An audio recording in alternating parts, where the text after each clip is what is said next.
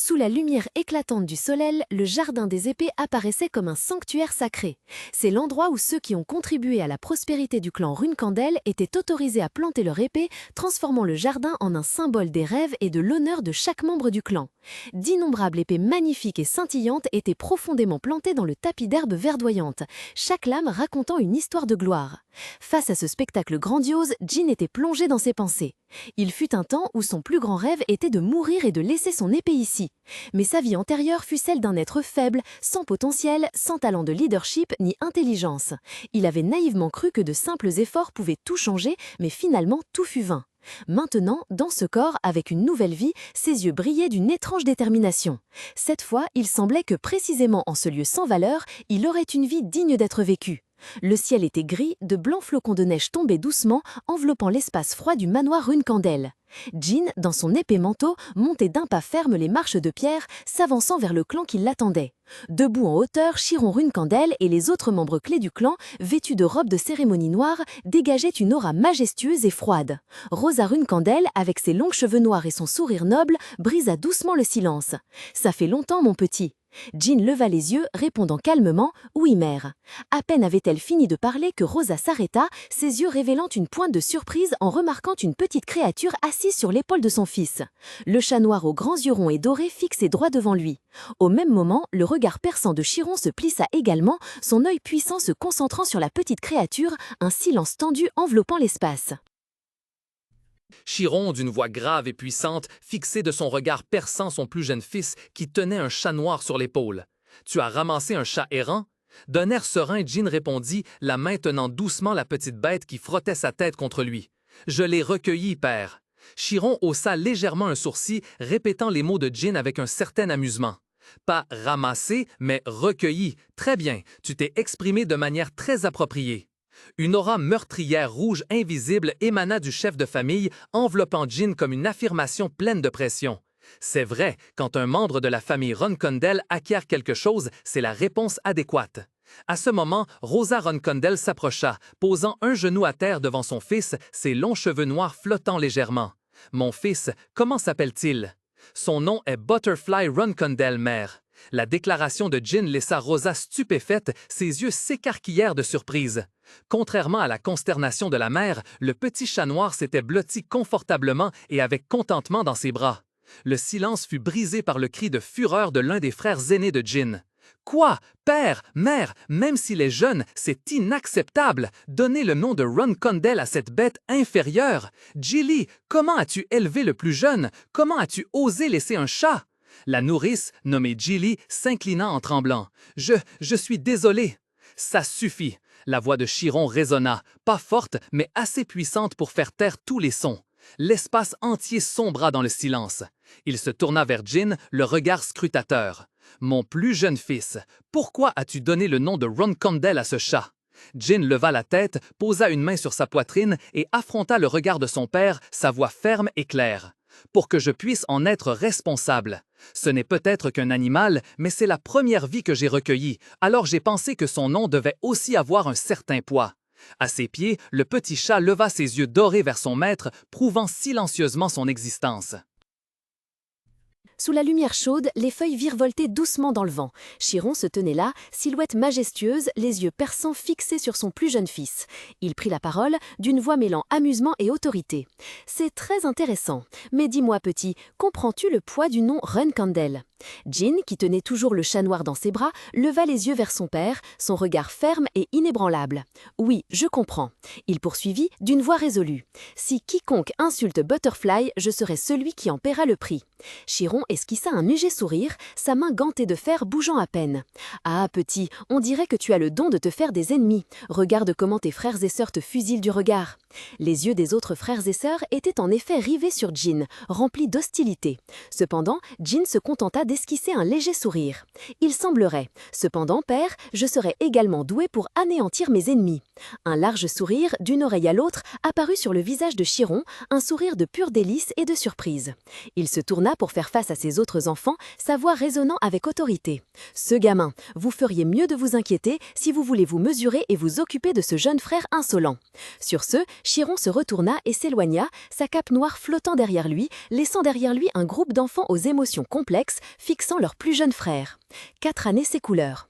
Début de l'été 1794. Devant une magnifique demeure, une voix retentit. « Jeune maître !» Jean, désormais un adolescent de 14 ans, se tenait là dans son uniforme d'entraînement soigné, ses mains déjà gantées de fer et une épée à la hanche. La naïveté d'autrefois avait cédé la place au calme et à la perspicacité d'un chevalier apprenti. Dans la salle d'entraînement, un instructeur dit à Jean « Nous allons terminer l'entraînement du jeune maître ici. Vous avez bien travaillé. » Jean fronça légèrement les sourcils en réponse « Alors nous ne nous entraînerons que le matin. » Garon Altermire s'approcha de Jean, l'habituel sourire aux yeux plissés sur les lèvres. « Mademoiselle Luna n'a-t-elle pas son entraînement aujourd'hui? Aurais-tu oublié ?» Jean marqua une courte pause, son regard parcourut l'espace avant de répondre. « Ah, c'est vrai, elle en a un. Alors je vais aller manger quelque chose. » Sur ce, il saisit l'épée en bois posée là. « Aujourd'hui encore, tu mangeras avec les stagiaires ?» demanda Garon avec une pointe d'inquiétude. « Il semble que Madame Rosa soit plutôt déçue. » Jean l'interrompit froidement. « Ça va, je ne veux pas manger en devant me toiser avec mes aînés. » « Je comprends, je le ferai savoir à madame. » Garon s'inclina en signe d'obéissance. Jean trouva silencieusement un coin sur les marches de pierre, s'isolant du brouhaha de la salle à manger où les autres stagiaires faisaient la queue pour se servir. Peu après, Bellope Schmitz, un autre stagiaire aux cheveux d'or brillants, apporta joyeusement un plateau rempli de nourriture devant lui. « Jeune maître, je vous apporte votre repas. »« Ah, merci, Bellope. » Jean hocha légèrement la tête. « Il n'y a pas de quoi, jeune maître. » Bellope répondit avec un sourire éclatant. Jean observa son ami s'asseoir à côté de lui. Bellope Schmitz, 13 ans, routier. Dans la mémoire de Jean, ce garçon finirait par prendre du retard dans son entraînement, serait finalement jugé incompétent et expulsé. Pendant que Jean était plongé dans ses pensées, Bellope mâchait joyeusement sa nourriture. Jean demanda soudain « C'est bon ?» Bellope sursauta, la bouche encore pleine de nourriture, et demanda d'un air hébété « Pardon? Comment ?» Le garçon déglutit rapidement puis répondit avec enthousiasme, ses mains gesticulant sans cesse. « Bien sûr que oui, je suis toujours reconnaissant envers le clan Runkandel de me permettre de manger de si bonne viande, et aussi envers le jeune maître qui a toujours partagé sa viande avec moi. »« Arrête, » l'interrompit Jean, l'air légèrement irrité. « Tu as dit exactement la même chose hier. L'as-tu appris par cœur par hasard? » Bellope se gratta la tête, riant avec embarras. « Ha ha !»